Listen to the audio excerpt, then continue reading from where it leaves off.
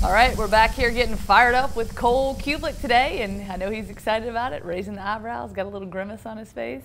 It's not a grimace, I'm smiling. What are we going to talk about today? Fired up. All right, we're going to talk about Auburn. Your team, Auburn, the Auburn Tigers. Jarrett Stidham getting sacked 11 times. People want to throw the blame. Who they throwing shade on? Gus Malzahn, the O-line. Jarrett Stidham, whose fault is it? Why is it shade?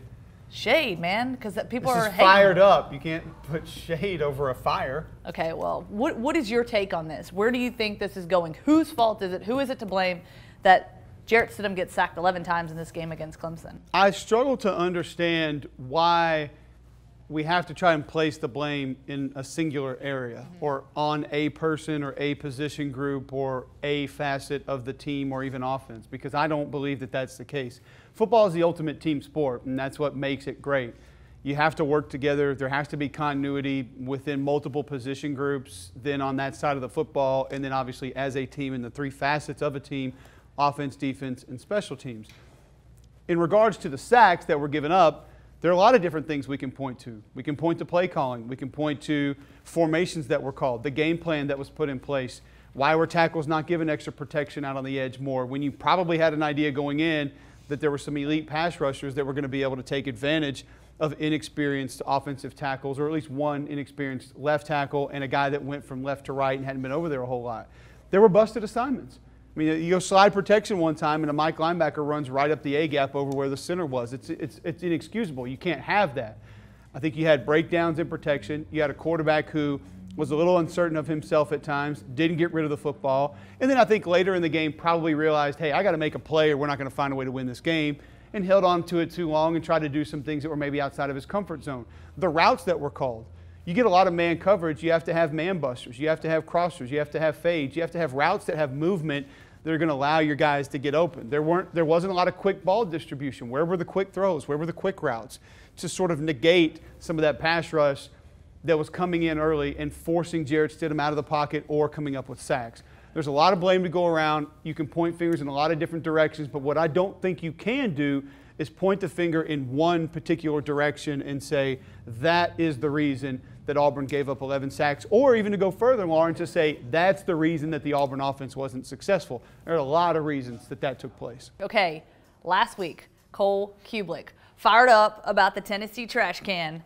So I'm told that you might be fired up about another extraneous prop that these players are using. We got props. I mean, we've got the Miami bling, we've got the Tennessee trash can, we've got the A&M pimp cane, we've got the ball out belt at Alabama, the new World Order of Receivers belt at Ole Miss.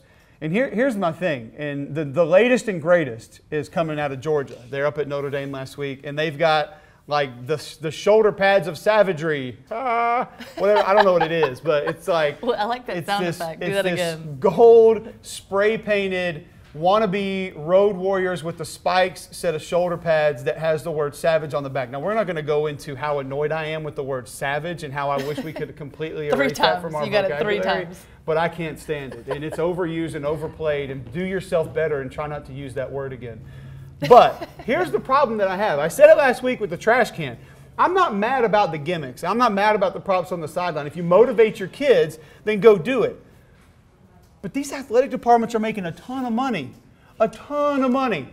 They have graphics departments, and they have recruiting departments, and they have art departments. So you're not down with the bedazzling. Like, don't just go.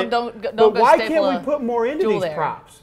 Yeah. This looks like a set of Pee-wee shoulder pads that was spray painted in an elementary school art class and a couple spikes stuck on the side.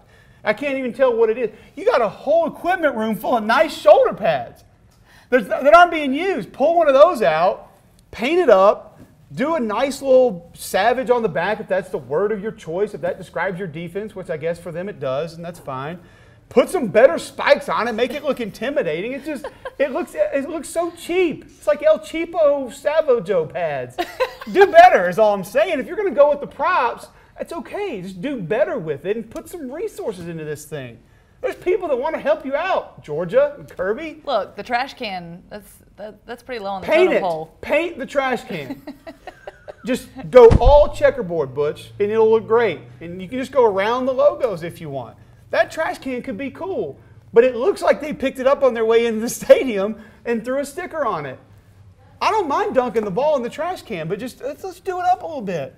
We have art departments for this. I know we got a whole segment next rock week. in Knoxville that people go paint all these cool things on like once a week. Grab one of those spray paint artists and let them do your trash can up, and boom. Hell, airbrush Smokey on the side of that thing. I don't care.